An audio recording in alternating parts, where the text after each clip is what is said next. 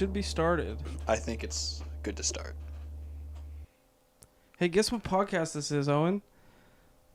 I was trying to incorporate what happened into it without saying the name, and it It's didn't the work. What Happened podcast. It's us. Welcome back. Thank you. Not you. To the listeners, Owen. Welcome back to the listeners. If you don't know what this is, It's a podcast. it's just me, myself, and I, And Owen. thank you.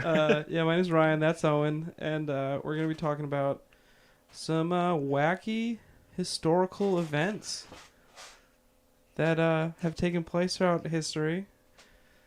Owen, you're up. You ready? You excited? Delve right into it. I say you just go ahead and delve. Ryan, got a question for you. Hit me. How much do you know? Your stupid face. It's not that bad, according to what my mom tells me. How much do you know about Mongolian imprisonment and their sentencing? Nothing. Yeah, I will tell you, I researched it, and I still don't know a whole lot.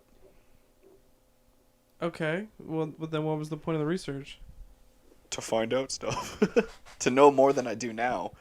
And Ryan, I know more than I do now. Well, that's good. So, the year is 1913, and you're a French millionaire who is exploring the world with your wealth. On your trips, you plan to take photographs of the adventures and the amazing scenery and people you meet along your way, and photograph it. Sorry, I almost deleted everything I just wrote. And you plan to put them into a photographical project that you name the Archives of the Planet. That sounds kind of... If I was a millionaire, that sounds like something I would do. Yeah, it's pretty cool. It's also 1913, so, like, what else are you going to do? Like, were cameras just invented? No, dude. How long have cameras been around for? A long time. Like the 1800s. All right, so that was like 13 years ago. Okay. All right, I didn't look up the history of cameras for this, Ryan, so... Was it Daguerre? Didn't he invent cameras? Frenchman? Oh, another Frenchman. I could be wrong about that. It honestly kind of sounds right, but I don't. Okay, continue. I don't know. So your name is Albert Kahn.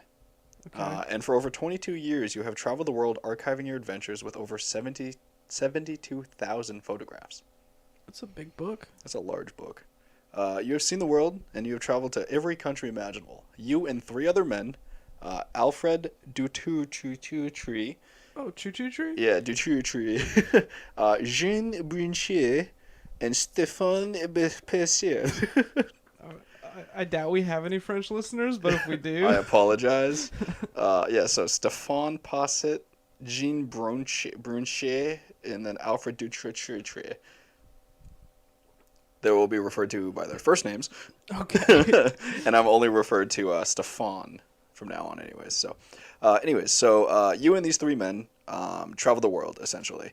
You're a little older, so you basically just, you did your traveling a little bit. You just chill in France, send these people around the world, have them take photographs, report back to you, put it into your 72,000 picture archive. Wait, so Alfred is the main guy who's... Albert. Albert is the main guy who's compiling all the photos? Yeah, so he's the French millionaire, and he started this project for 22 years. And he sends out Stefan? Yeah, and he sends out three other guys to help him with the project, because Okay. it's 1913, and traveling's not exactly... You gotta walk everywhere, you know? Well, That or horses. I was thinking more boats, too. A long-ass boat ride. You're really gonna take a boat a 6-hour... overland across Mongolia? Okay, well, this isn't just to Mongolia. This is across the world. Okay, whatever. And, Ryan, I don't know if you know, but Europe and Mongolia, there's only land there. It's called Europe. And Asia. You know the North Sea is part of Europe? Also the Mediterranean I was going to say Sea. also the Mediterranean, but it doesn't exactly connect you. You can, try to get to the Caspian Sea by boat. It's just not going to be easy. All right, so, Stefan, he passes the border from China to Mongolia after visiting Beijing. A remote stretch of desert spans the border with almost no signs of life. You begin your journey to a remote town, far from civilization and seemingly barren of life. As you approach, you notice 3 huts in the distance, some horses, and just a couple villagers standing idly by. You take out your camera, photograph the village and its people, and document their everyday life through photographs. So was this one of the Was the type of camera they used back then the one where you got to put your head under the hood and like hold up that flash stick? I don't think that was like a thing anymore. I've seen the photographs, and like Okay. they looked pretty good. I mean, I don't know exactly what the photographs from that specific camera look like compared to the ones I'm looking at. So They're a little grainy. yeah, these were pretty good. I'll show you the picture later. I mean, we'll post it up on our Instagram of what I'm going to be talking about anyways. But Okay. so you spend your day photographing the villagers, talking to them, trying to figure out how they spend their lives. They literally, it's this tiny village in the middle of nowhere, and it's Mongolia, so it's just flat, no trees, just the middle of nowhere, right? Did you know that Mongolians are among the only Asians that can eat cheese? What, like, just elaborate. I have no idea where you're going with this. So there's like a gene that lets you eat cheese, right? Okay. Like milk specifically? Yeah, milk. So Okay. lactose. Okay. So a lot of Asians are lactose intolerant just because no one really made cheese. Okay. All right. So they just never really like passed on this gene. But the Mongols like their cheese. Yeah, they would drink like sheep's milk and stuff, I think. Oh, that makes sense. I don't know. That's what the biology teacher at my first year of the community college that I dropped out told me. So take it with a grain of salt. What a random fact about Mongolians. So as you look past the village, you notice that underneath a single tree in the distance, there's this odd shape. You don't really know what it is, but you decided that your time is better spent with the villagers than just like wandering like 600 yards into a desert to find out what the shape is. Okay. As you go throughout your day, you realize that, you know what? They're pretty freaking boring people. I'm going to go see what that little tiny box is out there, right? Okay. So you start walking. As you approach, the box starts to rustle, and a quiet moan exits the box. Spooky. It is spooky. Scared but curious, you decide to walk beside it, placing your hand near the oddly shaped hole on the side. Suddenly, a head pops out, and a pair of tired, scared eyes lock onto yours. Terrified, you step back, snap a picture, and run back to the village. So this guy just found a dude in a box under a tree? So, what he found was I'll delve more into it really, but it was a Mongolian woman who was immured in a box and sentenced to death. I don't like that. Now these boxes from the Mongolians are 4 feet long, 3 feet high. Not enough for you to lay down properly, not enough for you to sit up properly. Oh boy. And the only hole, like the only air or any source of light, is like a head-sized hole in the side of your box. So you can stick your head out at You least. can stick your head out, but like you can't lay down flat. You can't sit up properly against the back of it because it's only 3 feet tall. So your legs are always going to be constantly bent. You're always going to be hunched. Sounds terrible. Sounds horrible, right? So what you just stumbled upon is an immured woman. Now, immurement, I don't know if you know. Do you know what immurement is? Yeah, it's when you get buried alive. Yeah, so immurement is, quote, the act of enclosing or confining someone against their will. You ever seen the Ryan Reynolds movie Buried? I have not. The entire thing, it's like an hour and a half long movie, and he's just in a box underground. Good movie. No. I'm going to go on a tangent here. Speaking of awful movies, I watched Paul Blart Mall Cop last night, after watching a 20-minute long YouTube video of why it's the worst movie in the entire world. Does he get immured? No, it's just a horrible movie. Dude, it's a mall cop, but the entire second movie takes place in a Las Vegas casino. They don't go near a mall. He goes to a security convention at a Las Vegas casino. And then hijinks ensues, I Yeah, assume. and then it's basically like the same plot. His daughter gets kidnapped, just like in the first one. And then it's Paul Blart. It's basically just Kevin James, like, fighting diabetes and enemies. I'll add it to my must-watch list. Dude, you have to. It was the worst thing I've ever seen. So, going back. So immurement is enclosing or confining someone against their will. One of the most famous examples of immurement. What am I going to say? Churches. Also, yes. Yeah. But I'm talking about, like, literary. Kill Bill Volume 2. So Edgar Allan Poe, in his poem, The Cask of Amontillado.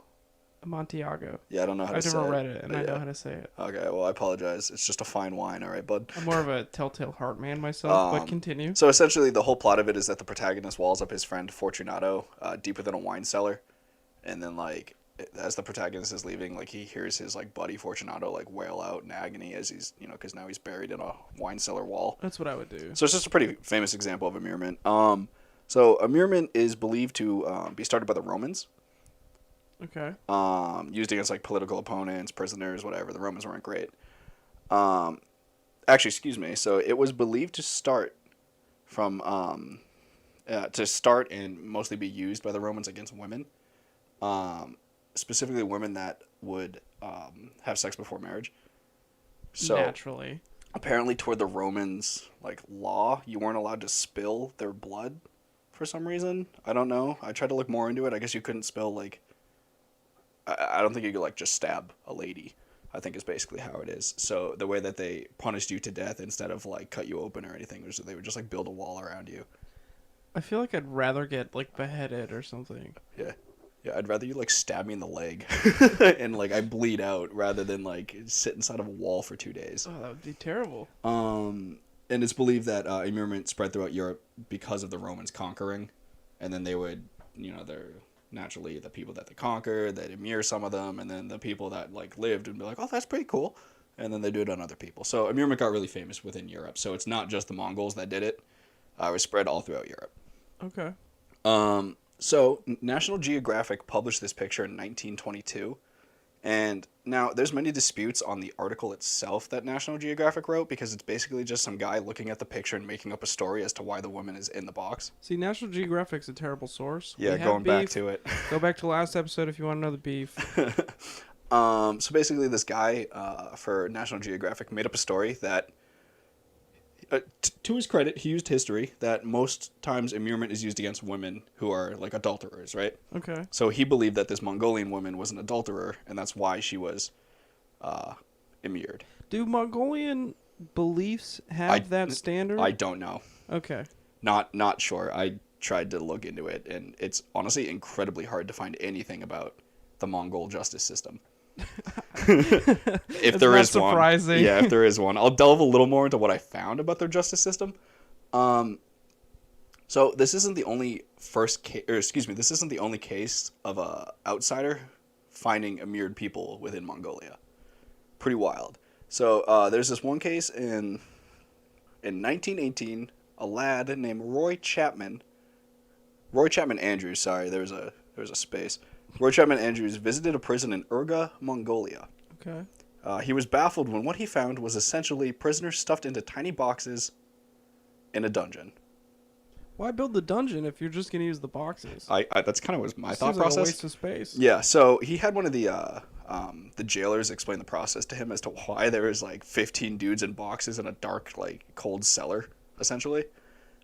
So these cells were described by Chapman as 3 by 4 foot wooden boxes. So like I said before, 4 foot long, 3 foot high.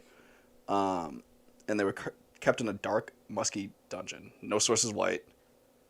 Just no airflow besides like a single door, and you're just in the dark. These cells had roughly a 6-inch hole where food or water would be exchanged. They wanted to keep the prisoners alive. This was just a, quote, holding cell, and not their actual punishment. Oh, wait, so because I thought that they wouldn't give you any food, so that's how you die. You die all cramped. So in this case, in this 1918 case, this wasn't to kill the people. This was just an imprisonment tool until they were... So these people were on death row, essentially. They were being held in these boxes till they could be hung. So let's just keep them nice and uncomfortable. The majority... Yeah, exactly. Until we can break their necks. The majority of the people would just die in the box because you're in like a cold dungeon in Mongolia, which is like freezing. Yeah. Also, so they would give you food and water through a tiny little hole. But the worst part of living in this 3 by 4 foot box... You gotta poop in there. Yeah, and they would clean it up once every 2 to 3 weeks.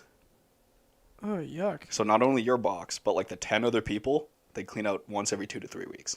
So can you imagine, like, not only are you sitting in your own, but just the smell in that dungeon. You got poor airflow, so it's mostly your own, I feel like. That's fair. There was just a 6-inch hole you're breathing through. Yeah. Yuck, though. Yeah. Just yuck. So that was another count, and like I said, the jailer said that this wasn't their actual punishment. This was literally just a way of holding the prisoners until they were executed. Due to the harsh and near-freezing conditions of the dungeons, most prisoners died well before their execution date. Yeah. So this was... The woman, the previous story, was rural Mongolia, and this is still rural Mongolia compared to most other cities. But now in Urga, it is the it's not their capital, but it's like a pretty well-established city. So this is their reformed punishment of immurement, is that they wouldn't kill you in it, or they wouldn't try to kill you in it. But if you died in it, you died in it. While in rural Mongolia, they just let you out in the desert. So the lady that Stefan found, She died. That's how she Yeah. was gonna die. Was in the Yeah. box. Were There's they also feeding her? Do you know? so there was a food bowl outside of it.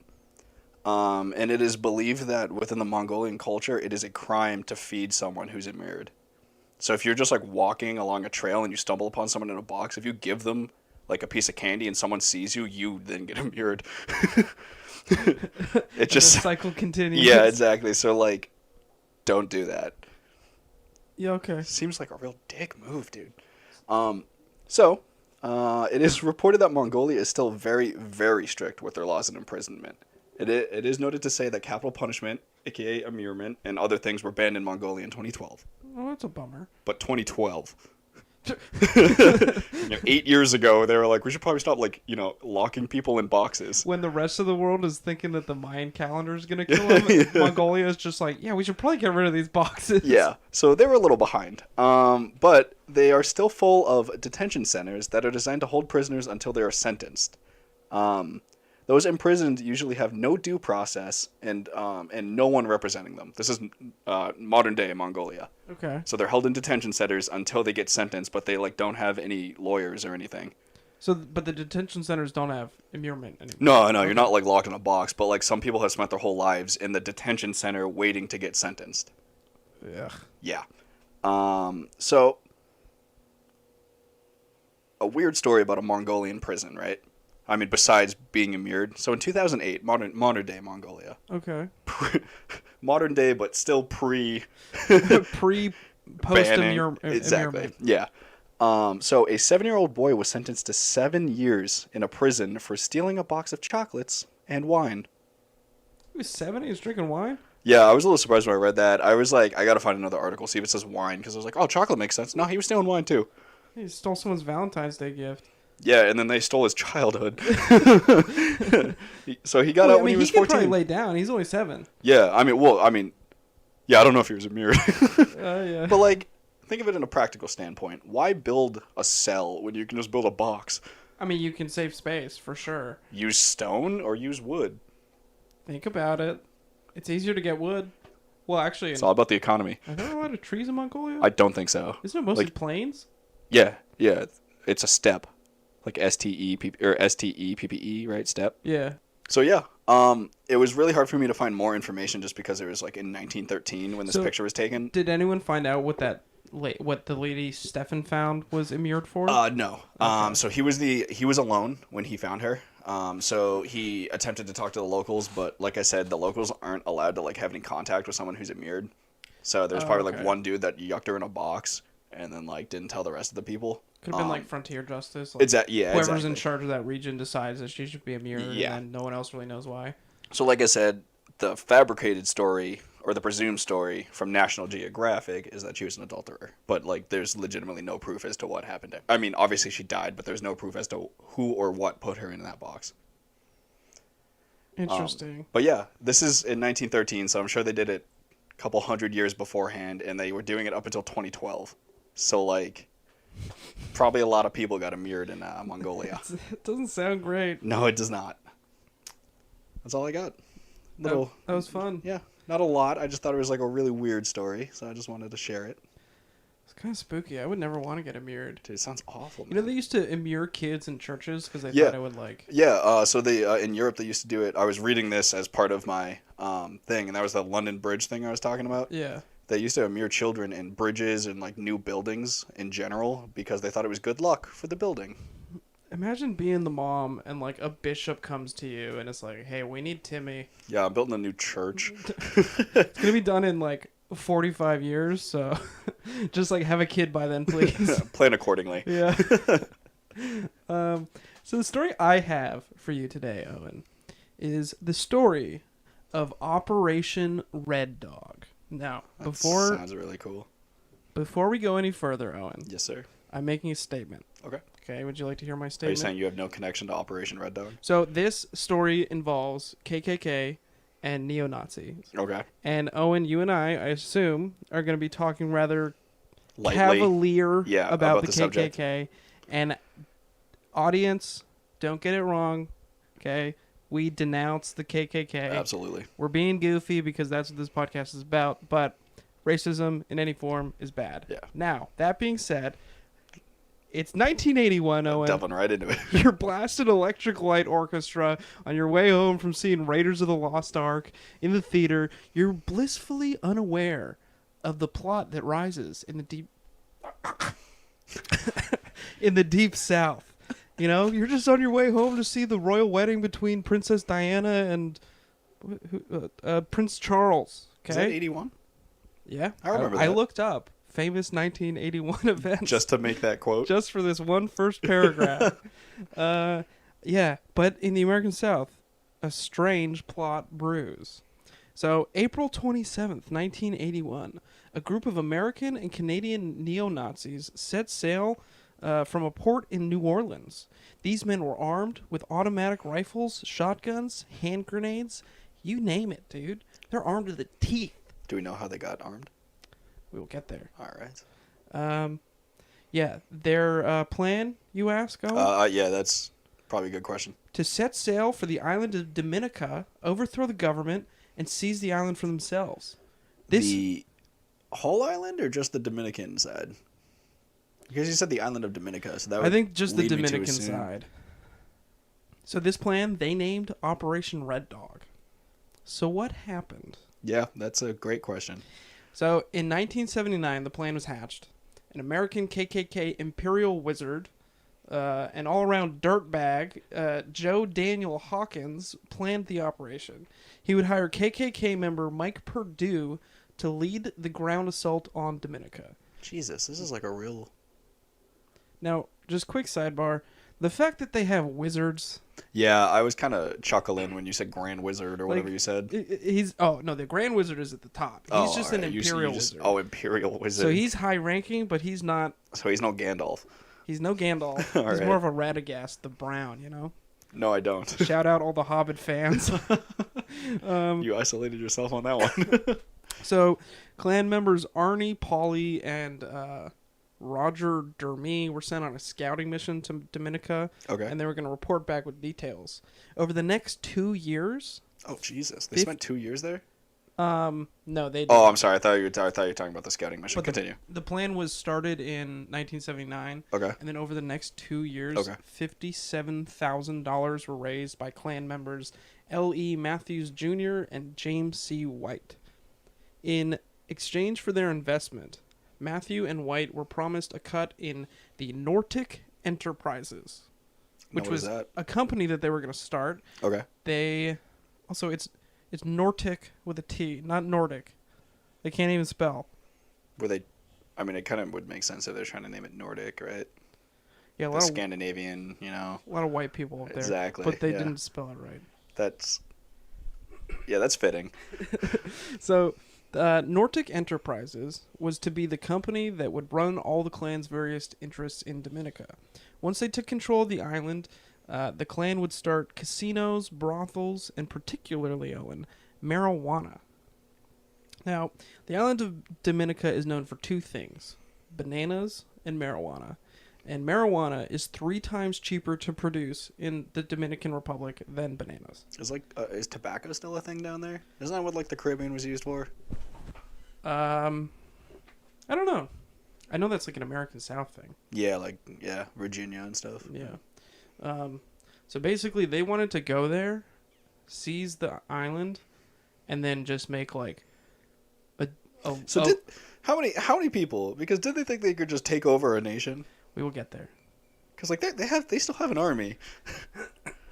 We will get there. Okay. So basically, their plan was to go there, stage a coup, Mm-hmm. and then just set up like a white-only debauchery island where they could just have like gamble and have sex with prostitutes So and smoke what was their plan with like the civilians?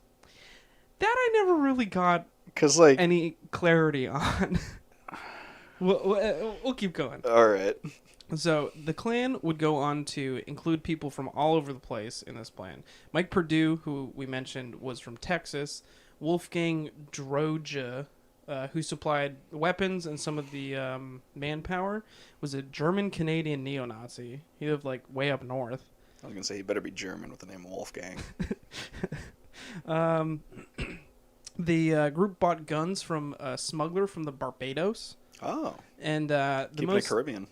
Hmm? Keeping it Caribbean. Yeah, flintlocks and whatnot. Please tell me that's what they had. No, they. Oh, had, that would have been so much better. They had like full assault rifles. Damn and it. Stuff. So the most interesting crew member though was Patrick John. Now, and I know Never trust a man with two first names. Patrick R. John. Could be Patrick Richard. Yeah, but still, no. Like I'm saying, a man with whose last name is a first name, you never trust them. Yeah, I know. Never trust those people. Well, okay. Quick history lesson about Dominica. In 1967, Dominica was under the control of the United Kingdom. During this time, a man from the Dominican Labor Party would lead the country to independence. Eventually, in 1978, Dominica was granted its independence as a republic. Okay, so they were going to the Dominican Republic because Haiti was France. What? Haiti was France, and then Dominica. Yeah. Okay, all right. Well, wait, what? How's that related? It's the same island. Yeah, So I know. I asked earlier, are they going for the whole island or just the right side of the Dominican island? half. Okay. So, yeah, eventually in 1978, Dominica would be granted its independence as a republic and would elect its first prime minister. Wait, that was in 78? Yes. And they devised their plan. They started making their plan a year later.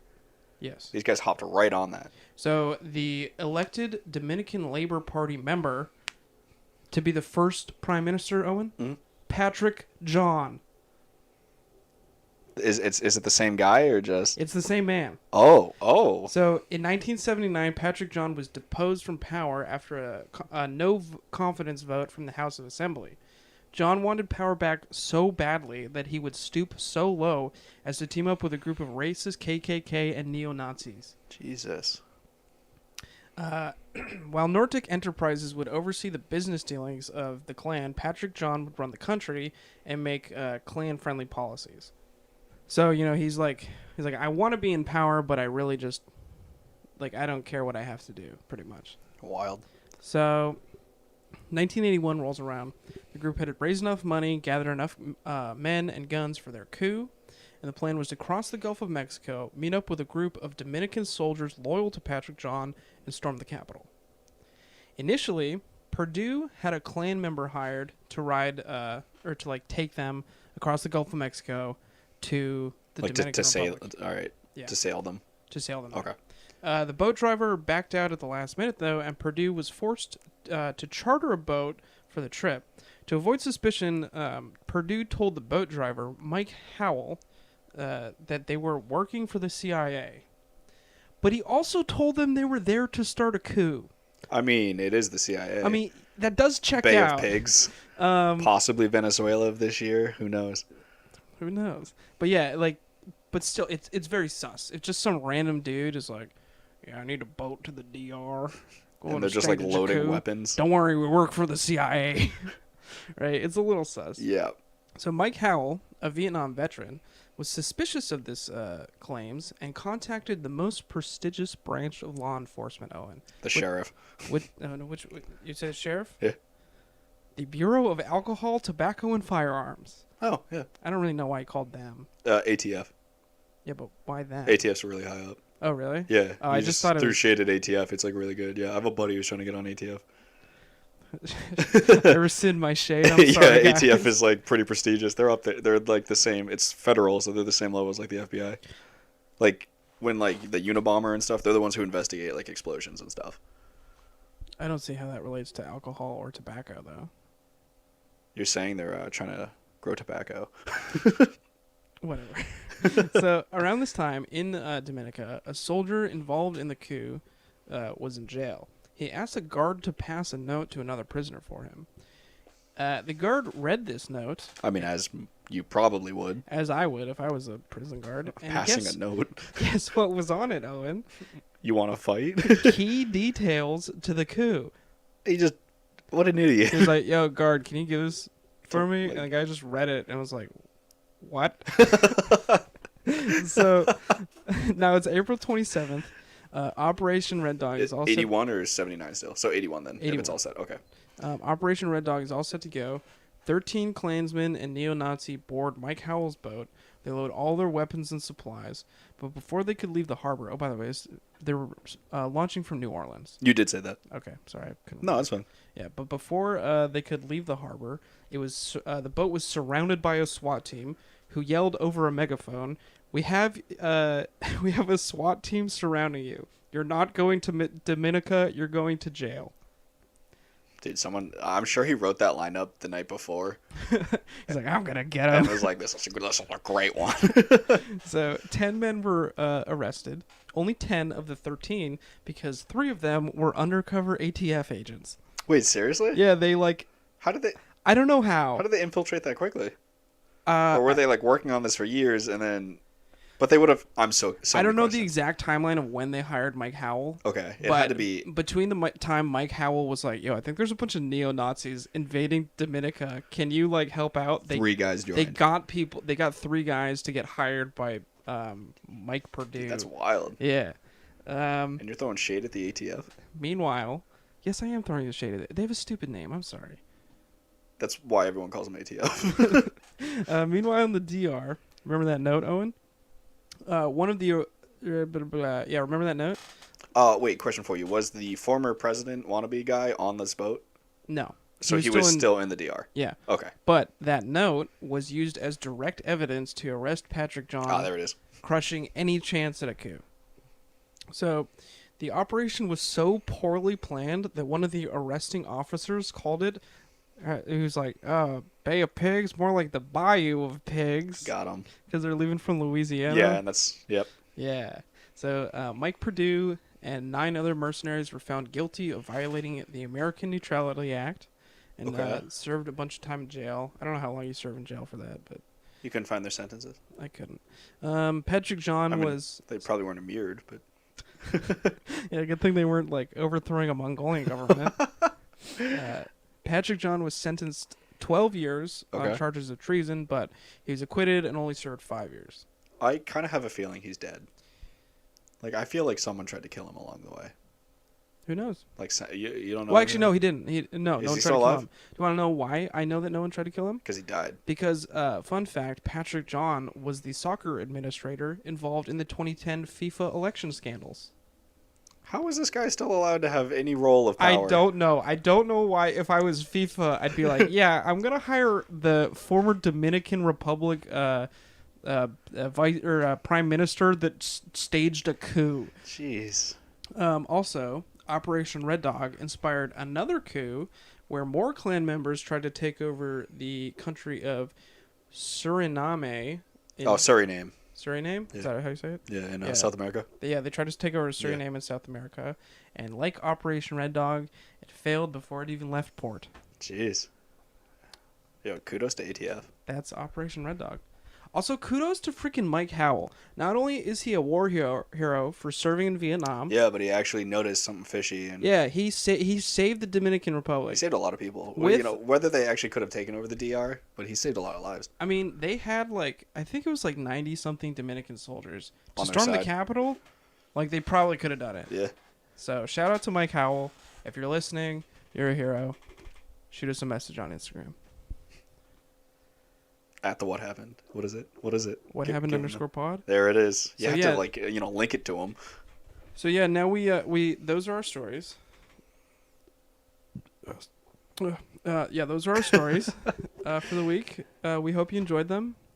I had a great time, Owen. Like we said, give us a follow on the What Happened pod, whatever he said the _thing was. If you want to see pictures of some of the stuff we talk about, like a lady in a box, a lady in a box, a dude in a clan robe.